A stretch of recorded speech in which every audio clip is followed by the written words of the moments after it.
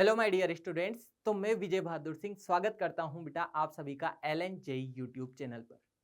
तो बच्चों, जो आपने लक्ष्य देखा था, जो आपने लक्ष्य देखा है, चाहे वो हो IIT का, चाहे वो हो एम्स का, उस लक्ष्य को देखते हुए उस लक्ष्य को प्राप्त करने के लिए आप में से कई सारे बच्चे LN के ऑनलाइन प्रोग्राम के साथ में जुड़ चुके हैं।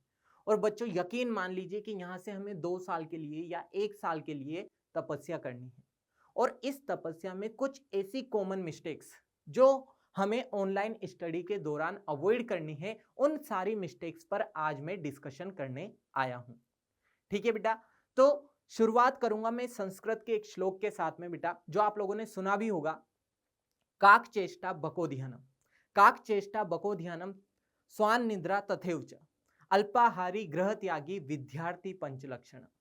तो बच्चों, ग्रह त्यागी वाला वर्ड तो आप लोगों के लिए नहीं है, लेकिन बाकी की जो 4 वर्ड हैं वहां से हम बहुत कुछ सीख सकते हैं। तो सबसे पहले मैं बात करूंगा काक चेष्टा। काक चेष्टा यानी कि बच्चों, एक कहानी सुनी होगी आप लोगों ने, अ थ्रस्टी क्रो वाली।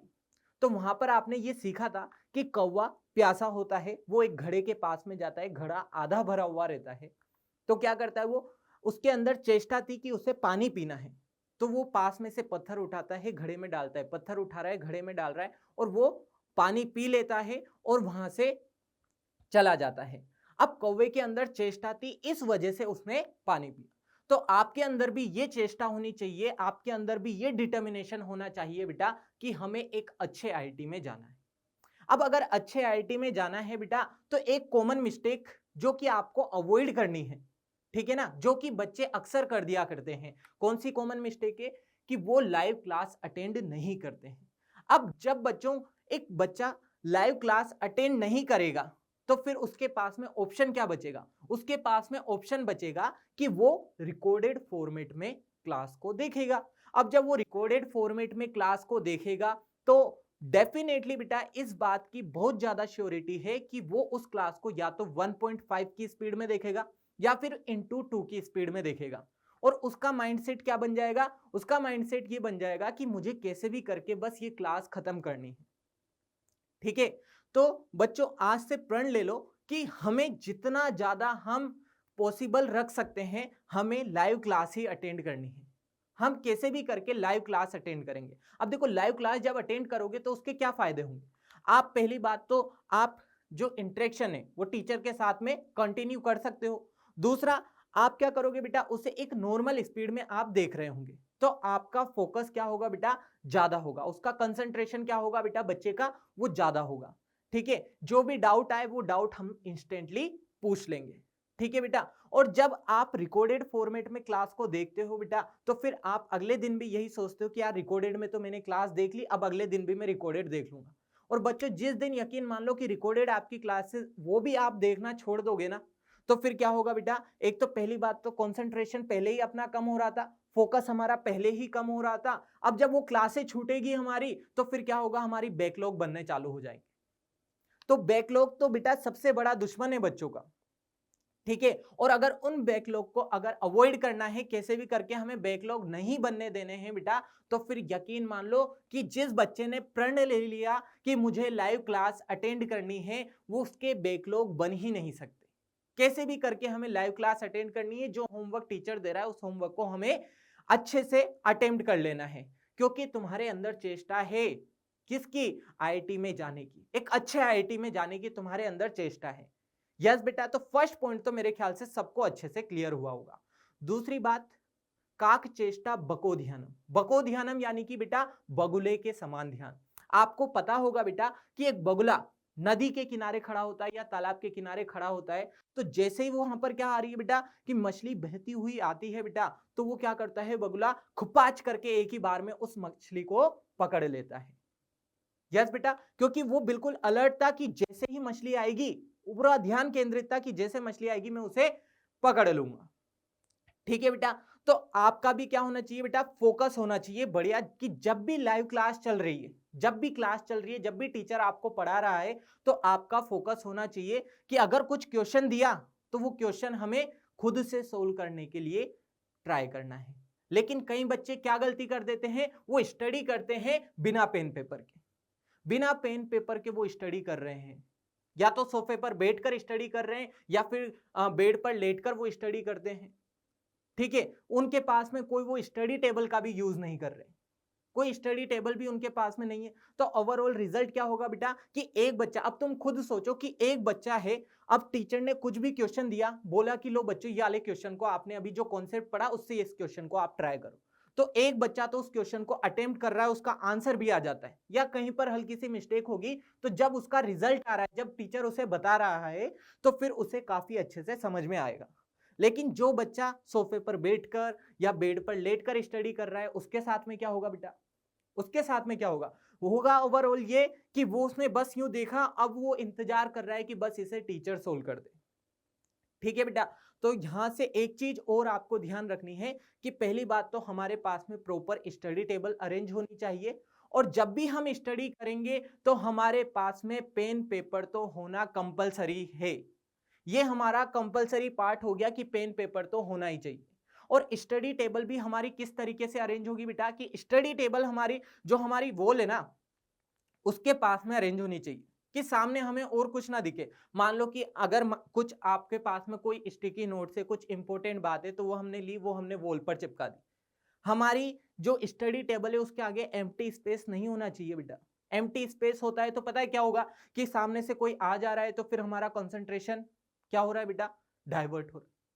ठीक है, जो प्रॉपर फोकस हम कर पा रहे थे वो प्रॉपर फोकस हम नहीं कर पाएंगे, है ना। तो हमारी स्टडी टेबल वेल अरेंज होनी चाहिए। जब एम्प्टी स्पेस पर सामने कुछ फंक्शंस लगे हुए हैं या फिर सामने कुछ हम देख रहे हैं कि कुछ फोटो फ्रेम वगैरह लगे हुए हैं, तो इस तरीके से क्या होगा बेटा, हमारा ध्यान कहीं ना कहीं उन बातों में जा सकता है। किसी फंक्शन के बारे में हम सोच सकते हैं उस फोटो फ्रेम को देखते हुए, किसी पार्टी के बारे में सोच सकते हैं, या फिर कोई आ जा रहा है तो फिर हमारा ध्यान वहां पर जा रहा है। तो इन चीजों पर हमें अच्छे से फोकस करना है कि जब भी हम स्टडी करेंगे तो हमारे पास में प्रॉपर पेन पेपर भी होगा। दूसरी बात, हमारी जो स्टडी टेबल है वो अच्छे से अरेंज भी होगी, और हम ये भी बात की एश्योरिटी ले चुके हैं बेटा कि हमें कैसे भी करके लाइव क्लास तो अटेंड करनी ही करनी है। ठीक है, अब आगे चलते बेटा, काक चेष्टा बकोधियनम स्वान निंद्रा और अल्पाहारी। अल्पाहारी देखो बेटा, यहां पर जो तुम्हारी स्टूडेंट लाइफ है, यहां पर एक बात याद रखो कि आपकी जो डाइट है वो बढ़िया अच्छे तरीके से एक सिस्टमेटिक मैनर में फॉलो होनी चाहिए। ऐसा नहीं होना चाहिए कि हमने ब्रेकफास्ट तो स्किप कर दिया और सीधा हम लंच पर आ गए। अब जब हम लंच कर रहे हैं तो लंच में भी हमने क्या करा, एक ही बार में बहुत सारा खा लिया। और जब बच्चों एक बार में आप बहुत सारा खाना खा लोगे तो ऑब्वियसली बात है कि रिजल्ट ये निकलेगा कि जैसे बच्चों आप में से कई सारे बच्चे तो इस तरीके से जुड़े हुए ना कि स्कूल जा रहे हैं, स्कूल से आने के बाद में खाना वाना खा के और फिर वो क्लास अटेंड कर रहे हैं। अब जो बच्चा बहुत ज्यादा मात्रा में क्या करेगा बेटा, लंच कर लेगा, तो जब वो यहाँ पर क्लास देखेगा, जब वो ऑनलाइन क्लास अटेंड कर रहा होगा तो ऑब्वियस सी बात है उसके अंदर थोड़ा बहुत लेजीनेस तो होगा। अब जब वो लेजीनेस है, उसके अंदर आलस है, तो फिर जब वो क्लास अटेंड करेगा बेटा तो फिर वो फोकस कैसे करेगा। यस, तो हमें क्या करना है, एक सिस्टमेटिक मैनर में हमारी डाइट को अरेंज रखना है कि ब्रेकफास्ट हम टाइम पर लेंगे, ब्रेकफास्ट के बाद में भी हम क्या करेंगे, हल्का फुल्का फूड ले सकते हैं। ठीक है, जहां पर हम कुछ फ्रूट्स वगैरह भी ले सकते हैं। ठीक है, और जब फिर हम लंच भी लेंगे बेटा तो फिर हम उसे सिस्टमेटिक मैनर में ही लेंगे। बहुत अधिक मात्रा में अगर हम खा लेंगे तो बेटा ऑब्वियस सी बात है हमें नींद भी आने लगेगी। ठीक है, और आप यहाँ पर जब आपकी क्लास होती है उससे पहले आप 15-20 मिनट का हो सके तो पावर नैप जरूर ले लीजिए। ठीक है, क्योंकि आप स्कूल से आ रहे हैं तो ऑब्वियस सी बात है कि आप पूरे थक हार जाएंगे। ठीक है, तो जब आप वो 15-20 मिनट का पावर नैप ले लेंगे बेटा तो वो आपको एक फ्रेशनेस फील करवाएगा। ठीक है, और बच्चों, जो बच्चा सिस्टमेटिक डाइट को फॉलो नहीं करेगा, एक सिस्टमेटिक मैनर में डाइट फॉलो नहीं करेगा, तो ऑब्वियस सी बात है कि जब वो क्लास लेगा तो उसका माइंड क्या होगा बेटा, डाइवर्ट होगा। वो अलग अलग तरह की चीजें सोचने लगेगा कि जब उसे आलस आ रहे हैं तो वो कुछ भी सोचेगा। उसकी जो थिंकिंग एबिलिटी है क्वेश्चन को सोल्व करने की, वो वहां पर तो फोकस नहीं कर पाएगा। और दूसरा, वो जितने भी दुनिया भर के उस स्टडी के अलावा जितने भी दुनिया भर के काम है उसके बारे में वो सोचने लगेगा। या फिर अगर आप सिस्टमेटिक मैनर में अगर डाइट फॉलो नहीं करोगे बेटा तो फिर सिंपल सी लॉजिक है कि जब आपकी क्लास चल रही है तो उस टाइम पर आप फूड वगैरह, स्नैक्स वगैरह आप उस टाइम पर लोगे कि इधर तो क्लास चल रही है, इधर टीचर ने कुछ क्वेश्चन दिया और इधर हम क्या कर रहे हैं, स्नैक्स वगैरह खा रहे हैं। तो बच्चों अगर आप सिस्टमेटिक मैनर में, है ना, बिल्कुल आप क्या करोगे बेटा, आपका जो रूटीन है खाने का उसको फॉलो कर लोगे, तो फिर आप ऑब्वियस सी बात है कि इन सब चीजों से भी जो मिस्टेक जो भी मैंने बताई है वो सारी मिस्टेक्स क्या करोगे, अवॉइड कर दोगे। और जब ये सारी मिस्टेक्स अवॉइड करोगे तो आप रेस में ऑब्वियसली आगे हो। और रेस में अब क्या हो बेटा, साधारण बच्चों के कंपैरिजन में आप आगे हो चुके हो। अब बस बारी है खुद के एक्स्ट्रा एफर्ट लगाने की। तो जब तुम खुद के एक्स्ट्रा एफर्ट लगाओगे, जो आपका टाइम जहां पर बच सकता था बेटा वहां पर आप टाइम बचाओगे, तो फिर आप आगे निकल जाओगे, ठीक है, और आप कंटिन्यू आगे बढ़ते चले जाओगे।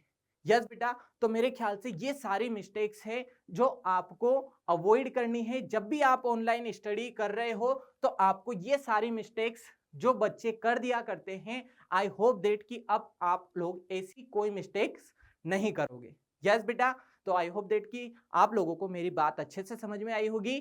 Thank you so much.